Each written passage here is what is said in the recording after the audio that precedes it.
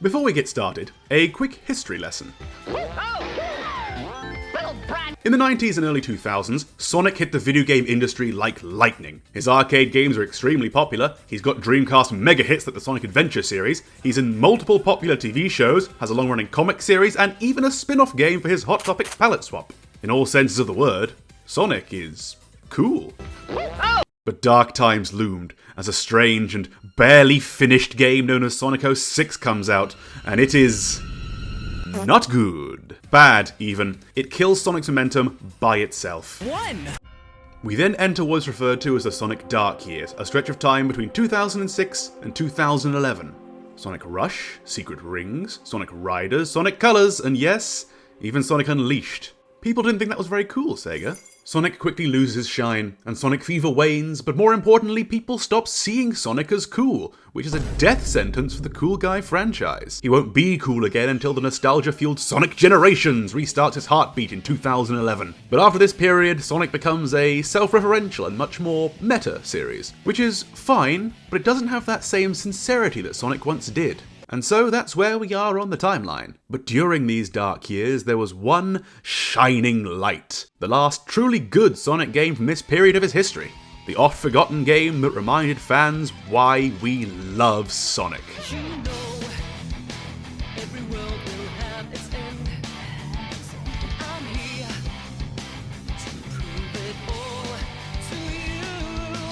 That's right, Sonic and the Black Knight. For those unfamiliar, Sega did a short run of making these storybook spin-off games, the way to try and freshen things up after Sonic 06 happened to us. One of them was shite, but the other was this absolute gem.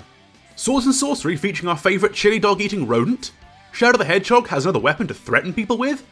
Knuckles has something to do for the first time in 10 years? Brilliant! And it was exclusive to the Nintendo Wii, back when it and its motion controls were still a hot product. This game needed to remind people that Sonic was cool, but how do you do that after such a mediocre last few releases?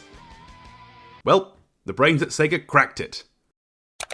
They gave him a sword. I don't need to explain why this game is cool, do I? Swords are cool, Sonic is cool, if you don't agree, then beheading. It's really a you get it or you don't sort of thing with Sonic. You have to fully invest in this anthropomorphic hedgehog who loves freedom and junk food and hates industrialists. He believes in second chances, he's a free spirit, and he doesn't let people tell him what to do. His episodic adventures are all set to a thumping soundtrack, and his cast of friends around him are so varied you'll love at least one of them. And so, to maximise his cool factor, you give him a sword and throw him into an Arthurian fantasy world, which was at the height of its resurgent popularity at the time. You remember Stardust? Merlin? Your Highness. With this recipe for success, all they had to do was not fuck up the gameplay.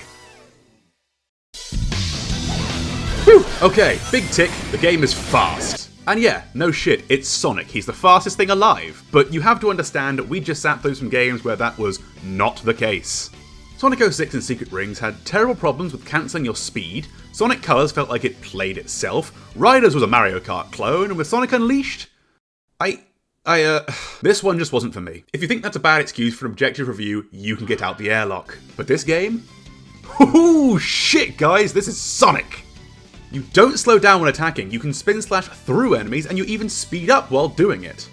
You don't just press left and right on an empty track or grind on rails for hours, you control the little blue menace as he sprints through a dynamic landscape while actively attacking enemies, avoiding hitting townsfolk and dodging the obstacles. It has all the features that made people enjoy the classic games, but brought to the new generation in 3D, which had admittedly been a real struggle for the Sonic team lately.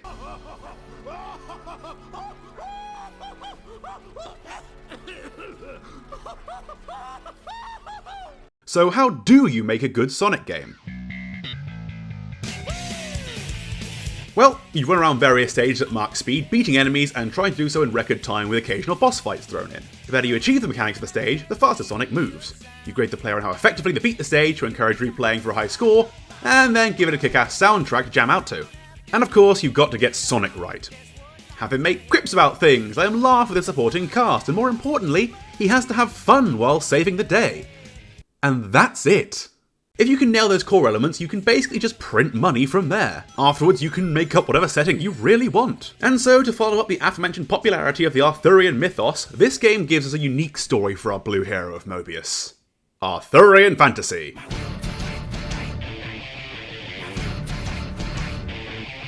Merlina the Mysterious Mage looks to be in trouble, and the badass Black Knight is in pursuit of her, so what does she do? She drops Sonic nose first into our world, and he reacts to that shocking turn of events as Sonic would. He saves his snack, saves the girl, and then gets ready to save the world. Sonic must then unite the 4 legendary swords to kill the king and save the day. There's a twist after that too, but just hang on, we're gonna get there. It is important to note that Sonic doesn't need a story to carry his games. They're short and easy to understand adventures that enable game designers to make cool stages and fun mechanics. The story can be as simple as Eggman encasing robots in machines and tricking a guardian to do his bidding, and bam!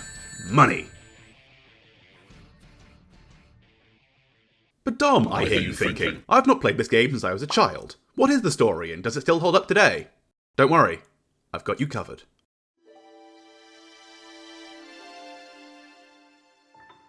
Our story is framed by these gorgeously done storybook scenes of Sonic and the surrounding cast as we learn about the world Sonic has found himself in. King Arthur, the underworld creature-controlling tyrant, is in possession of a magical scabbard that makes him immortal. At Merlina's request, we try to take him down using the sacred sword Caliburn, but we are unsuccessful. So we make plans to visit the Lady of the Lake for help, and we introduce ourselves to our new companion, the Talking Sword. Stop calling me Knave! I'm Sonic the Hedgehog! Very well then, I shall call you Knave the Hedgehog. I love the dynamic here between Sonic and Caliburn. Caliburn challenges Sonic to take his duty more seriously, and to try and fit into the very Britishy, stiff upper-lipped, chivalric energy that is so different from Sonic's own attitude. Meanwhile, Sonic will slowly make Caliburn lighten up a little, and will force the sword to grow to respect Sonic for who he is. It's simple, but enjoyable writing, and I appreciate it in my Sonic game. Also, Merlina calls the Lady of the Lake Nemu? Nemu. It's fucking Nimue. Pretty suspicious that she can't pronounce the famous Lady of the Lake's name, right? Oh yeah, and also this. Merlina? Hello? Why do flowers bloom, knowing they are destined to wither? Huh? Their time of beauty is so short-lived. If only I could wipe away the impurities. Is anybody else listening to And this? make it as beautiful as me.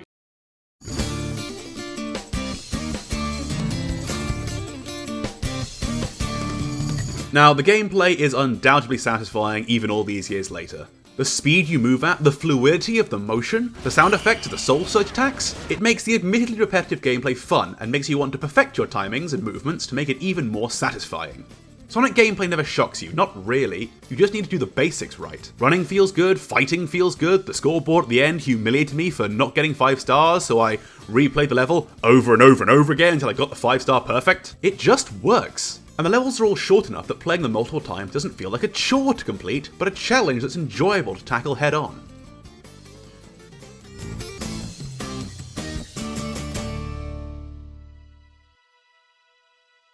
At the heart of Camelot, we run into the blacksmith, who is Tails. Hi, buddy. The game glosses over why a person who looks and acts exactly like Tails is here at all, but it all makes sense in the end, and for now I'm just happy to see him. He tells us about our attack combos and moves and allows us to craft trinkets and objects for small benefits. And his characterization is done perfectly here. Not only does he do what Sonic tells him with puppy-like enthusiasm, but he's so smart that he already knows the link between Caliburn and Excalibur, a secret that will surprise the rest of the cast at the very end of the game. Tails, you're wonderful. Up next, we bump into the first of the Round Table Knights, Shadow. Lancelot. What shall it be? Will you abandon your sword and flee? Sounds good to me! Ooh. That's so fucking stupid. Shadow is as driven by duty as always, and so a fight happens to us. These boss fights are the first departure from the gameplay of run fast, spin slash, speed dash. Instead, they are tests of timing, predicting, and retaliating. It's nothing mind-blowing, hold shield while being attacked, hold it too long and your stance breaks, time it perfectly for a perfect score. If you're just spamming attacks against him, you'll miss out on combo bonuses, losing your high score, and hang on, whoa. What? How fucking dare you? Anyway, after we beat Shadow and steal his sword, Caliburn suggests that we should have just killed him. Why did you not deal him the final blow? Huh? Such sympathy is an insult to a knight. Sonic's expression here is why I love him. You can tell that's just not an option for him. Second chances. That's what Sonic believes in. We meet up with Nemu, and she tells us she will reveal to us the dark secrets of the scabbard if we can prove ourselves as a true and noble knight. Sonic gives her the hover hand, and then we bounce off to go and be a cool guy some more. Are you up to the task? This will not be easy. Ha! I'm the world's fastest hedgehog.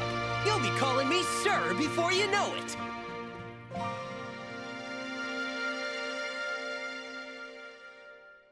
The game from here is a lot more of the good tried and true bits we've seen before. Cool new stages to run and fight our way through, people to save, Knuckles turns up and tries to fight us, and when we beat him he tries to kill himself. Jesus Christ, Sega! There are diverse mechanics to break up the repetition of the levels, like ones where you have to preserve every ring you earn and feed them to the villager folks without hurting them to earn 5 stars, and cool changes in setting like the ruins and castle levels. It's neat, and the short game means it doesn't get old, clocking in at only 3 hours if you're not a completionist. Eventually we earn enough good boy points to impress Amy, and she tells us to get all 3 sacred swords, of which we already have 2, and then we can break King Arthur's immortality. Huzzah! We get to this fire level that will come up later, and we have a scrap with Blaze the Catgirl Knight, Sonic's way better girlfriend. And it is she who finally gives us our proper knightly title. State your name and your master, sir. I'm Sonic. Sonic the Hedgehog. I have no master, except the wind that blows free. Very well. Sonic, Knight of the Wind, prepare for battle. Bring it on! We fight, of course, and she also tries to kill herself. Well done, Sir Sonic. Percival! What the fuck is going on? But we save her life and she begins to reconsider her place in the world. And this chivalrous act finally makes Caliburn acknowledge us for the knight we have become. Enough of that knave stuff already. Hi, how are you?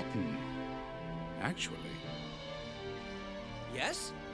Help me! Sonic the Hedgehog, you have mastered the code of chivalry. From this day forth, you shall be Sir Sonic, Knight of the Wind. Help me! With all 4 sacred swords in hand, Melina directs us to Avalon, where King Arthur is seemingly just riding around his palace in circles like a whimsical little scamp. And though Sonic 2 is a fan of running around like a silly little guy, the battle finally begins. Arthur versus Sonic. This fight is cinematic as hell, but also incredibly short, requiring only 2 6-hit combos to finish it. Shockingly swiftly, Arthur is defeated, Sonic raises his sword high, and the credits roll. But this is a Sonic game, so no, obviously the game isn't done after the first round of credits. The best and the worst is still to come. Turns out Melina was behind all of this, and Arthur was just an illusion to attempt to create a perfect king for this doomed era of the world. Melina goes all Eldritch Apocalypse on us, and so Sonic and the Knights have to flee to safety. The game then opens up by allowing you to play as Shadow, Knuckles, and Blaze in any level you want, including the previous ones. Each of them must return their sacred swords to their barrier stones, and Sonic has to defeat a dragon to do the same, and even though he places his sword in the stone at the end, he still has it afterwards. I don't know why, but never mind all that. True ending time. Sonic confronts Melina in her Dread Palace, and she reveals she did all of this because she has seen the end of the era of chivalry, and the end of her story. Without Arthur, the knights fall apart, the kingdom falls, and her way of life ends. And so she seeks to create a forever kingdom, unchanging and eternal, as she simply cannot bear the grief of seeing that which she loves decay to time. A somewhat understandable viewpoint that genuinely baffles our blue hero, as he cannot fathom anyone would want something so boring as an unchanging life. And thus he prepares to stand against her. Our hero is brave, but he is just a hedgehog. He is beaten mercilessly as he stands up for this world, a world that isn't even his own, because he has to. Because he's Sonic.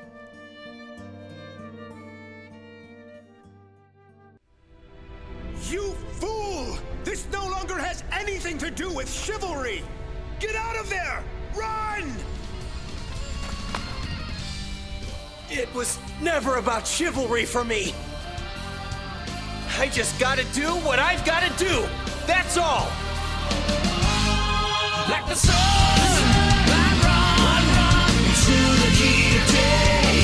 Like the night, I fight until the fight is won. In the rain, I sing each and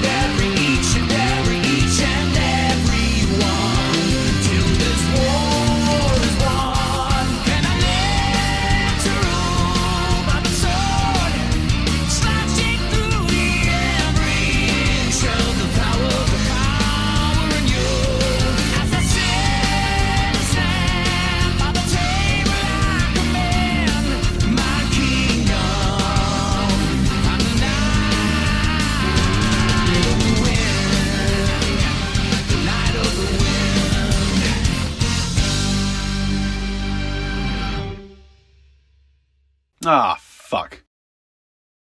Alright, before we see ourselves to the finale, I have to answer the question.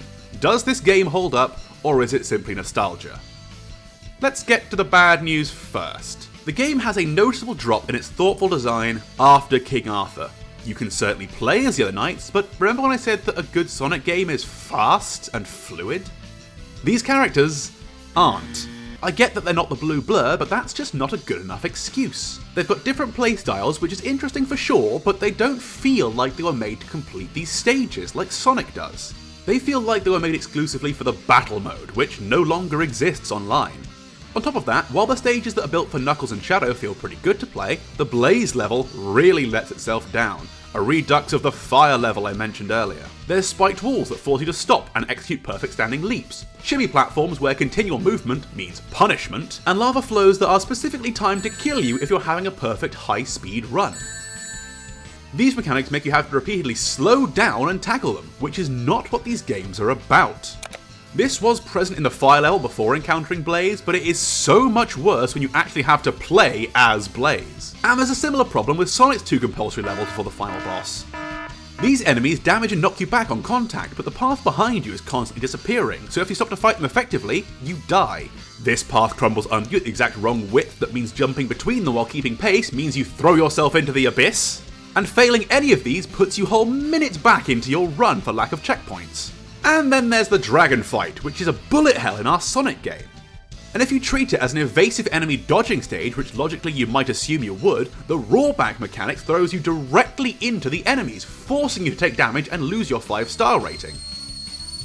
And I love a good bullet hell, shout out to Devil Daggers and Vampire Survivors, but the game's mechanics are not designed for this. They're designed for this. It is incredibly frustrating to have these disappointingly designed levels right before the epic climax of the game, especially considering the rest of the game has been such a joy to experience again.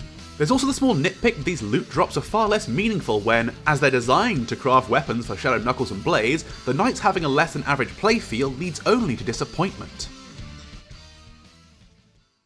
Thankfully, this is the end of my bad feelings towards the game. Outside of these negative elements that come in the final act, the gameplay is incredibly solid and everything I outlined as being what makes a good Sonic game is present. The story and the vibes are extremely on point, an earnest story about our beloved hero doing what he does best, saving each and everyone.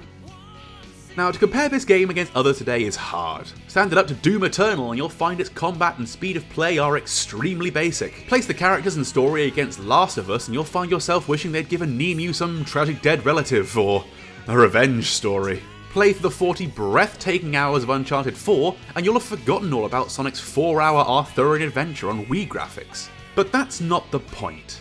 This short and sweet glimpse into Sonic's life is just that, short and sweet. It's not a grand narrative to immerse yourself into, and it doesn't have deep and rich mechanics to learn and master over many hours. Instead, it is a short and easy to get into adventure with Sonic that you can pick up, enjoy, and then move on from, no matter how old you are or how busy your life has become. There are lots of games like that, sure, but there's something special that fans will always tell you is unique to Sonic.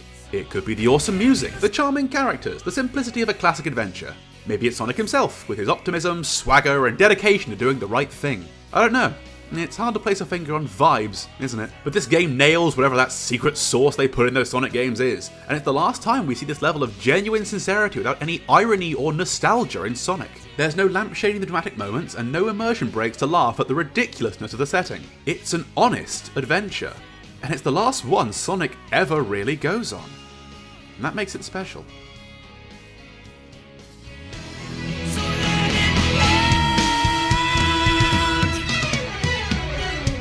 The game concludes, for real this time, with Sonic approaching Merlina after banishing her dark powers. Though heartbroken over leaving behind everything she knew, Sonic shows her that eventually everything changes, and we have to live with that. Even after all she's done, Sonic does what he has to do, and offers her a second chance. Because that's who he is. We can't just let time pass us by, or lose sight of the future. Caliburn then reveals that yes, Sonic is the true King Arthur, being able to wield Excalibur, and as much as that horrifies Shadow, everyone kneels before their unqualified for governance King Sonic. There's more stories to be had in Avalon, but that's a story for the fanfic writers. Sonic's short but incredibly fun Arthurian adventure has come to an end. We leave the story there, and as the credits roll, Crush 40 gives us their absolute fucking best.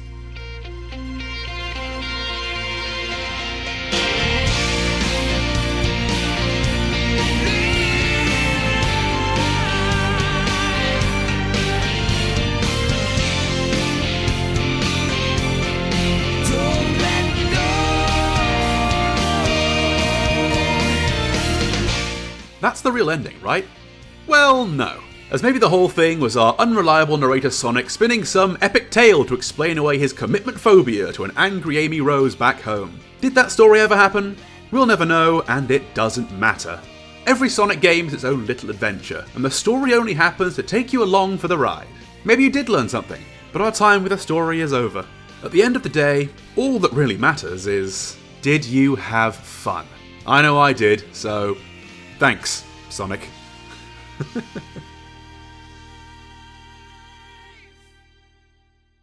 Oh yeah, next week's video is on Dungeons & Dragons, so subscribe, I guess.